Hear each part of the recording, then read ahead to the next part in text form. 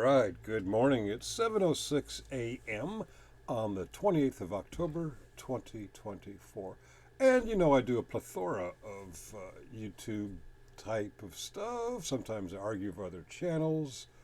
Sometimes I live stream. Sometimes I walk around with my camera and gauge people with reactions. Those are the ones that get the most views. And sometimes I, express my political views or report on politics as I see them. And I get it. I'm not the know all, end all, be all to political commentary.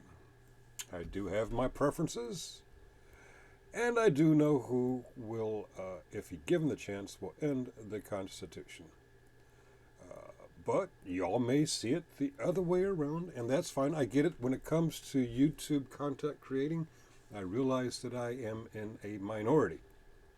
Uh, but that's not the entire population. A lot of folks have better things to do than spend hours and hours and hours a week on YouTube, Facebook, X, whatever. This one's only got 40 views. The one with me at TD Bank released the same day, not recorded the same day, but released the same day, has over 700 views. My best count is over 180,000 views.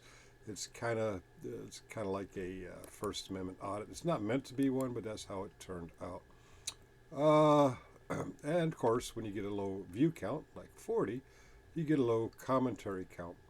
And Schmelly, who I don't know, says, I am a registered Democrat, but I would never vote for a candidate who didn't get their party's nomination. Bait and switch.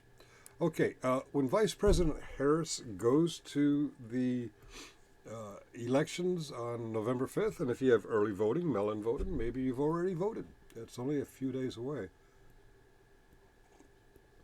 Vice President Harris has been nominated by her party. Her party's the Democratic Party, and the delegates have met. I believe it was in Chicago. They voted and they nominated their candidate. Now, the Democrat and the Republican parties, the two largest parties, basically of the current electoral system, the only two parties that have a chance of getting someone in the office of the president and vice president, because of the way the current electoral college system is set up, are actually a rarity. They have primaries, they have caucuses, they find out who among their potential nominees in their primaries, they find out who is most likely to get actual general election votes on a Tuesday in November. Well, Alan Charles says, I would agree with you, there's no silent Camilla vote. There actually is. It has been proven. I don't know how to prove it on a quick screen share. Yes, there are Republicans, there are conservatives who are embarrassed to say, I'm voting for the one who wants to save the Constitution, and don't. How many? I don't know. Are there enough? But Muxter, she's got her party's nomination. Muxter is absolutely right. In Chicago, the party convened their nomination conference. They picked a platform and they nominated their party. I remember we're going off of a comment that says, who didn't get their party's nomination. All right. You may or may not have voted for any particular person that shows up on the ballots in some kind of primary version of a general election. But you're just telling your party how popular is that person. The nomination happens in Chicago in this case, and the nomination did happen. The delegates who actually vote for the nominee in both the DNC and RNC cases, and some others, the delegates are voting for the people from their various states who they believe will get the most general election votes. Because most states pick their electoral college by virtue of who got the most, in November. Next up, just a few days away, you and I and Billy Joe Jim Bob and Harry, Curly, and Moe, they're going to go to the polls. We're going to go to the polls, and we're going to vote for A, B, or maybe C. Maybe we'll even write in D. And most of our states will take those general votes, and according to the Constitution, they will choose who the electoral candidates are going to go.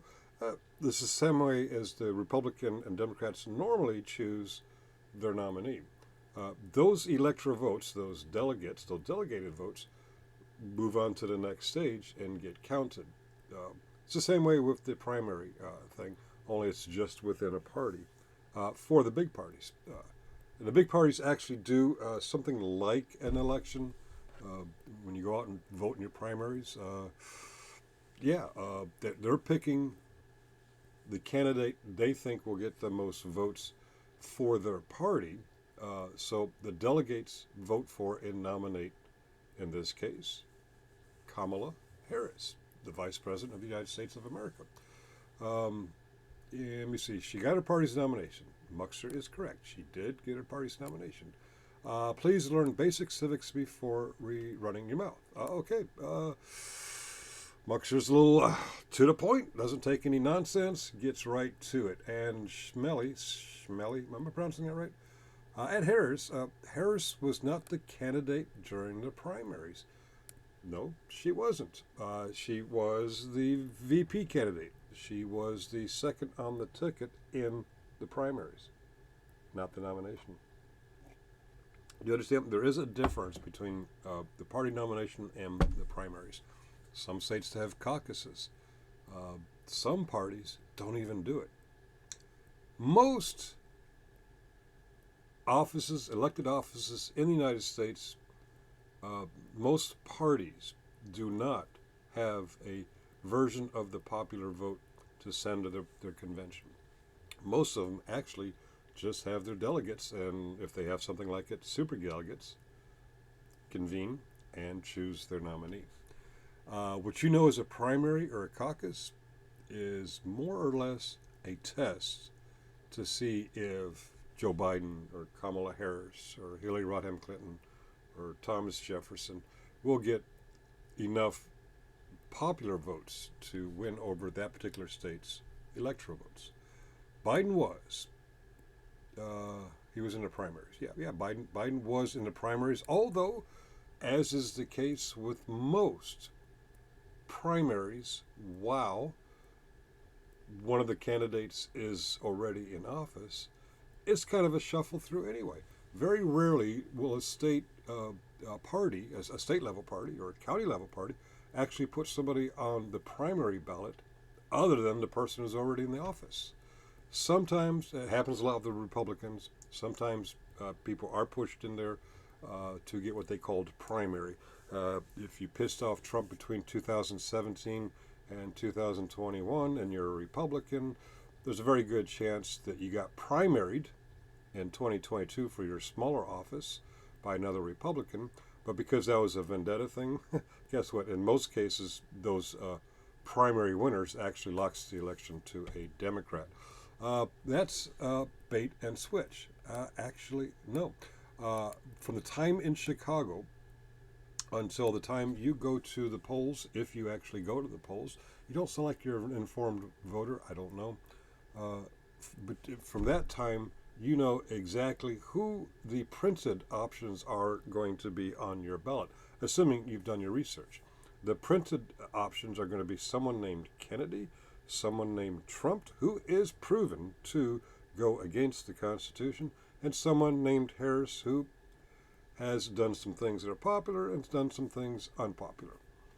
You should be the one shutting your mouth. Okay. Both of these characters have told the other to shut your mouth. Let me point out that unless they're talking while they're typing, what they're doing is they're typing. And on my channel, people can type whatever they want. So, Muxer, at risk of being kicked off our next shared stream, let them run their mouths. Schmelly, well, I don't know. Say what you want, but you're going to be seen as silly as you are now. The nomination process. All right. That's the Green Party. That's the Green Party too. Oh, here we go. Presidential nomination. The two big parties will win a nomination. Let's say for the Republican Party, for instance, a candidate has to secure at least 1,277 out of 2,552. I haven't done the math. That looks like it requires a majority. This is how they do it, at the Republican National Convention. To win a nomination, you have to get so many delegate votes at the convention, the Republican National Convention. Not in the states of Iowa and Georgia and New York and Virginia, but at the convention. Okay? Now, again, like the states picking their electoral college, usually those delegates will pick who won the popular votes. The delegates can actually vote for somebody else if they so choose. They'll be looked down upon, like what was her name? Dick Cheney's daughter. Very, very staunch conservative, kind of opposed Mr. Trump. And they looked down their noses at her. How dare you go against the great leader? All right. And they kind of kicked her out. But yeah, the delegates at the National Convention pick your nominee if you're a Republican. However, if you're a Democrat, a candidate needs, at least 2,376 out of 4. Again, delegates. Not the popular vote in Pennsylvania. Not the popular vote in Mississippi. But these delegates convene and they vote at the Democratic National Convention. And yeah, I was right. It was Chicago, Illinois. The Republicans met in Laverne and Shirley's town, Milwaukee, Shamil. I'm constipated and incorporated. I don't remember the lyrics. It's some shit like that. But that's the large parties. And let's go to some third party. You've already seen me flash it up. The Green Party. The Green Party rules. The campaign of individuals, let me see. You can actually get this off of gpus.org/rules procedures number 10. All right, 10. Okay. This is how they, otherwise a member of the blah, blah, blah, blah, blah, blah. I'm actually not finding what I wanted to find, but all parties do this. They meet a recognition standard as defined by whatever that party's rules are. Are they going to have a primary? Are they going to draw straws? Are they going to pay each other out? That's up to the party. But they go by, and the recognition standard for the Republicans and the Democrats is to hold a primary or a caucus. How popular is XYZ? Or how scary is ABC if we don't vote for them? I'm sorry, Republicans are chicken shits. Basically, whatever party you are, that party will pick a nominee, no matter how you vote or don't vote in the primary. Most delegates who do the nominating, most delegates will usually pick the person who is more popular in that state. And usually they find out through a primary election system. Don't know what state Schmelly's in. I am in Virginia. We see this a lot in political arguments. I am a registered Democrat. I have no reason to doubt you. I do know for a fact that time and time again at election season, we see claims that I am A, but I'm voting for B. Or I am B, but I'm voting for A. This is a tactic people use to try to demonstrate how much support the person we're talking about is losing because they're just that bad. It happens all the time. As long as I've been watching politics closely since the 2002 Dimple Chad ballot thing in Florida, I've been paying a lot closer attention. And yeah, people say this. Are you just saying that? I don't know. But if you're in Virginia, and I'm not saying you are. I don't know where you are. Don't really care. I'm not trying to dox you. But in Virginia, we actually do not register with a party. I vote mostly Democrat. Well, since 2000. Did I say two? Yeah, since 2000. Since the Florida Dimple Chad thing, I saw just how nasty the Republicans were being, and I generally lean more left than right. I have some conservative viewpoints, but I'm actually voting for the person, not the party. We don't register. And I'm not just talking about me. In Virginia, you do not register with a party to vote. If you're a Democrat or a Republican, or you're planning to go for the Democrat or Republican person, you might go to the primary. However, if you're, and they're held on different days.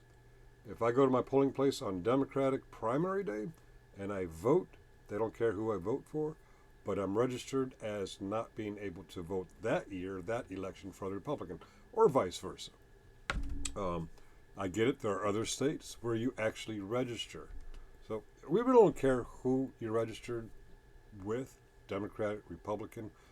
We get the game, make it look like somebody else is losing support by saying, I was in the party, but now I'm not. Well, whether you were, are, not, will be, never have been, it doesn't matter. What matters is, as Muxer's putting out in a very sarcastic way, you don't understand the basic civics. One more time. A party will nominate their candidate for the general election however that party wants to. There's one party out there who nominated at the convention because their candidate intimidated, used force, used bribes. That candidate actually never went to a primary debate. He never debated his opponents. The other, oh, by the way, and he chicken shit out of his second debate with the current Democrat. It's very similar to the Electoral College.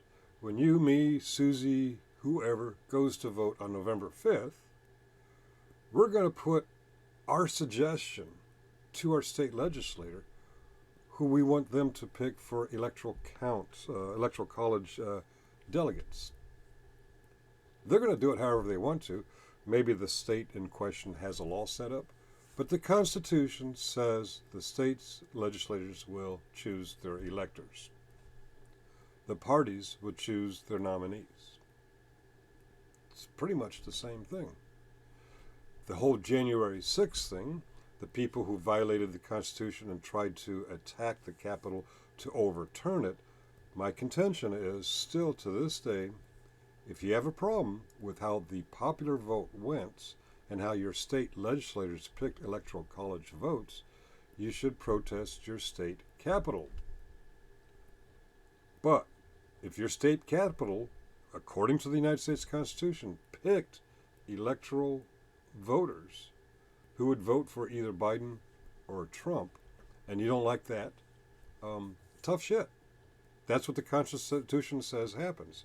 On January 6, 2021, the joint houses of Congress and the President of the Senate, also known as the Vice President of the United States, all they did was take their shoes off and count on their fingers and toes. 1, 2, 3. And the January 6ers tried to interrupt that because they weren't happy with their perception of the popular vote, which really, unless your state chooses that way, has nothing to do with what's going on that day.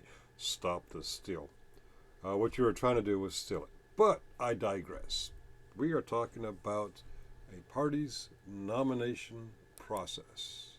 We're talking about a party's nomination process because somebody out there, proverbially, doesn't know basic civics. I get it. Muxer, that's a little harsh. Maybe that's really not basic civics. I don't recall in 8th grade before history, it was social studies. In 8th grade, it was social studies. After 8th grade, the rest of my schooling, it was called history class. And we basically focused on parts of history or geographical location history. But 8th grade, in my area, was social studies, which included more than half the year on civics. And I don't recall discussing how a party chooses its nominee. But This has been a 19-minute, almost 20-minute explanation that both both parties written on the ballot uh, have been nominated by the respective process. Kamala Harris is the nominee for the Democratic Party. Donald Trump is the nominee for the Republican Party. Vote for who you want. Make sure you vote. It's your civic duty to vote. And cheerio, motherfuckers. Cheery the fuck oh.